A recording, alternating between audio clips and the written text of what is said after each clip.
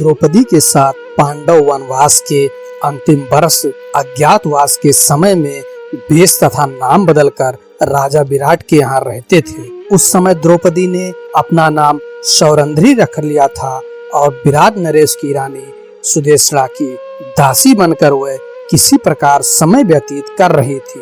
पर स्त्री में असाम शक्ति मृत्यु का कारण होती है। राजा विराट का प्रधान सेनापति कीचक सुदेशना का भाई था। एक तो वह राजा का साला था, दूसरे सेना उसके अधिकार में थी, तीसरे वह स्वयं प्रख्यात बलवान था और उसके समान ही बलवान उसके 105 भाई उसका अनुगमन करते थे। इन सब कारणों के कीचक निरंकुश तथा मध्यांत हो गया था। वह सदा मनमानी करता था। राजा विराट का भी उसे कोई भय या संकोच नहीं था। उल्टे राजा ही उससे दबे रहते थे। उसके अनुचित व्यवहारों पर भी कुछ कहने का साहस नहीं करते थे। दुरात्मा कीचक अपनी बहन रानी सुदेशना के भवन में एक बार किसी कार्यवश गया। वहां अपूर्व लावण्यवती दासी सौरांध्री को देखकर उस पर आसक्त हो गया। कीचक ने नाना प्रकार के प्रलोभन सौरांध्री को दिए। सौरांध्री ने उसे समझाया, मैं पतिव्रता हूँ, अपने पति के अतिरिक्त किसी पुरुष की कभी कामना नहीं करती। तुम अपना पाप पूर्ण विचार त्याग दो। लेकिन कामद कीचक ने उसकी बातों पर ध्यान नहीं दिया। उसने अपनी बहन सुदेशना को भी तैयार कर लिया कि वह सौरंध्री को उसके भवन में भेजेंगी। रानी सुदेशना ने सौरंध्री के अस्वीकार करने पर भी अधिकार प्रकट हुए डांट कर उसे कीचक के भवन में जाकर वहां से अपने लिए कुछ सामग्री लाने को भेजा। सौरांध्री जब कीचक के भवन में पहुंची तब वह दुष्ट उसके साथ बल प्रयोग करने पर उतारू हो गया। उसे धक्का देकर वह भागी और राजसभा में पहुंची, परंतु कीचक ने वहां पहुंचकर राजा विराट के सामने ही उसके केस पकड़कर भूमि पर पटक दिया और पैर की एक ठोकर लगा दी। राजा विराट कुछ भी बोलने का साहस न कर सके। सौरांध्री बनी द्रौपदी ने देख लिया कि इस दुरात्मा से विराट उसकी रक्षा नहीं कर सकते।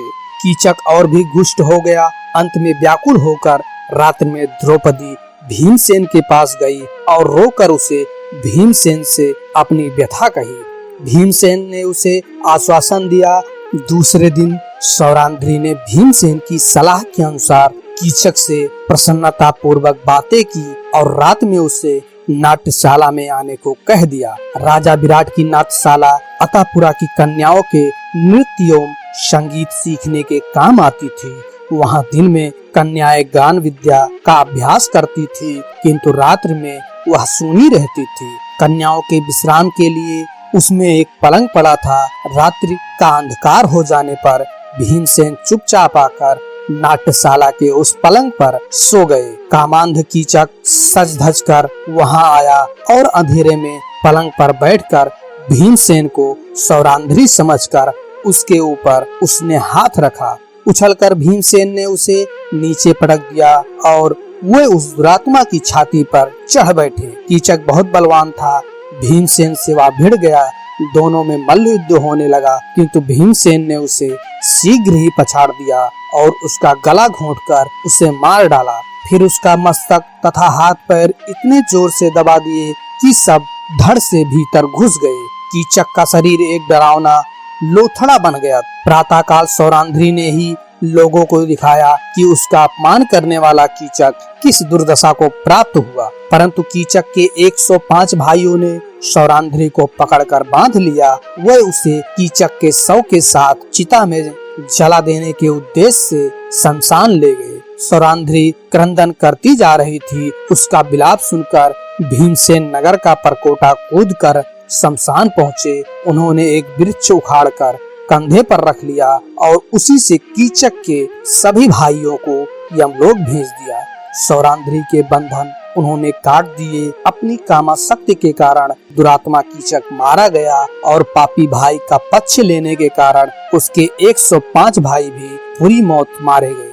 अगर ये कहानी आपको अच्छी लगती है प्लीज लाइक करें, शेयर करें और इस चैनल को सब्सक्राइब करके अपने भाई का सपोर्ट करें। Thank you. जय माता दी, जय श्री कृष्णा, जय हिंद दोस्तों।